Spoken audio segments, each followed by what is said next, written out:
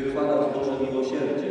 Druga niedziela Wielkanocy, to niedziela miłosierdzia Bożego. Ona kończy uroczystą oktawę uroczystości Zmartwychwstania Pańskiego i w tę tajemnicę i prawdę wiary o Zmartwychwstaniu Pana się doskonale wpisuje. Jest niejako jej przedłużeniem, uaktualnieniem także na nasze czasy, w których żyjemy.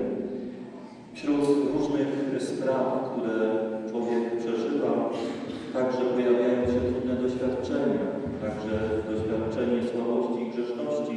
Stąd szczególnie potrzebujemy Bożego przebaczenia i Bożego miłosierdzia.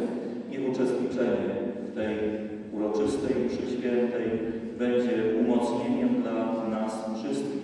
Jeszcze raz gorąco serdecznie wszystkich witam.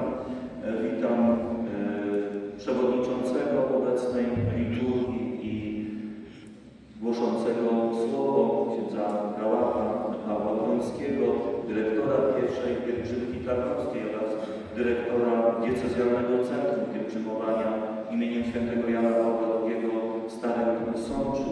Witam pozostałych kapłanów rodaków, którzy koncelebrują tę mszę świętą, a sprawowana jest ona w następujących m.in. intencjach. Ksiądz prałat modli się za całą parafię, ksiądz Franciszek modli się w intencji rodziny Wiewiórskich z podziękowaniem za